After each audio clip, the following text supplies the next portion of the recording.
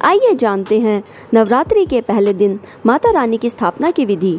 पहले दिन आपको स्नान करके शुद्ध वस्त्र धारण करने हैं। उसके बाद अपने घर में स्थापित मंदिर को गंगा जल छिड़क कर शुद्ध कर लेना है। फिर एक चौकी पर लाल या पीला वस्त्र बिछाकर उसके ऊपर साबुत चावल से अष्टदल कमल बनाएं। तत्पश्चात उसके ऊपर कलश की स्थापना करें। कलश आप पीतल या तांबे का भी ले सकते हैं। कलश की स्थापना के लिए आप पहले कलश पर कलावा बांध लीजिए। फिर कलश पर रोली या कुमकुम से स्वास्तिक बना लीजिए। फिर उसके अंदर कंठ तक जल भरकर डालिए और कभी भी यह कलश केवल खाली जल भरकर ना रखें। इसमें आप एक सिक्का, चावल, चीनी, लौंग, कुमकुम, हल्दी की गांठ, सुपारी, इलायची, घास अवश्य डालें। फिर 5 या 7 आम के पत्ते कलश के ऊपर रखिए। यदि आपके पास आम के पत्ते ना हों तो आप पान के पत्ते भी रख सकते हैं। फिर उसके ऊपर साबुत चावल से भरा एक पात्र रखिए। आप चाहे तो प्लेट भी रख सकते हैं। इसके बाद आपको एक नारियल लेना है और उसे एक लाल चुन्नी या फिर कलावे में लपेटकर कलश के ऊपर रख लेना है।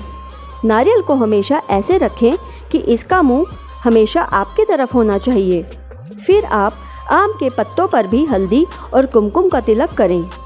फिर चौकी पर देवी माँ की प्रतिमा रखिए और गणपति जी की भी प्रतिमा रखकर स्थापना कीजिए।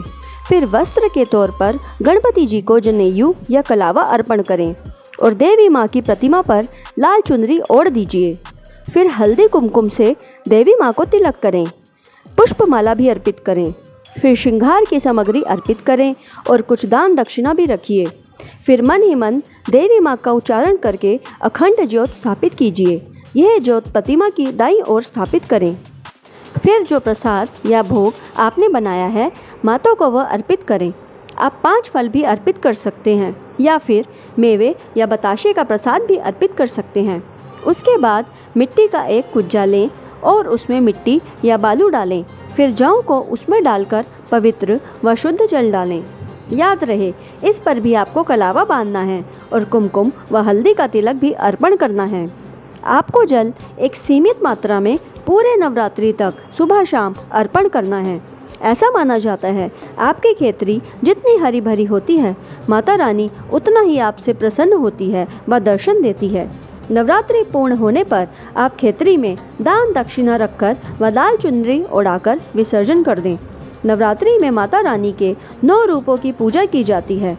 जिन महिलाओं ने सारे व्रत रखने का संकल्प लिया है वे प्रत्येक दिन माता रानी के रूपों की पूजा करें, जिसमें शैलपुत्री, ब्रह्मचारिणी, चंद्रघंटा, कुष्मांडा, स्कंद माता, कात्यायनी, कालरात्रि, महागौरी और सिद्धिदात्री की पूजा की जाती है। और नवरात्रि पूर्ण होने पर आप कलश में रखे जल को पूरे घर में छिड़क सकते हैं। कन्या पूजन अपनी अपनी रीतों के हिसाब से अष्टमी व नवमी को किया जाता है, जिसमें 10 वर्ष से कम आयु की 9 कन्याएं व 1 लंगूर पूजा जाता है। जहां 9 कन्याएं माता रानी के 9 सिद्ध स्वरूपों का प्रतीक होती हैं, वहीं 1 लंगूर भी भगवान हनुमान जी का प्रतीक होता है। इस दिन सभी कन्याओं के पैर धोते हैं और उन्हें साफ स्थल पर बिठाया जाता है। फिर उन्हें श्रद्धा पूर्वक हलवा पूड़ी का भोग लगाया जाता है। इसके बाद उन्हें दक्षिणा के रूप में कुछ पैसे, कपड़े या खिलौने भेंट कर उनका आशीर्वाद लिया जाता है। कहते हैं यदि आप सच्चे भाव भावना से कन्या पूजन करते हैं तो देवी माँ आपकी हर मनोकामना अवश्य पूर्ण करती है।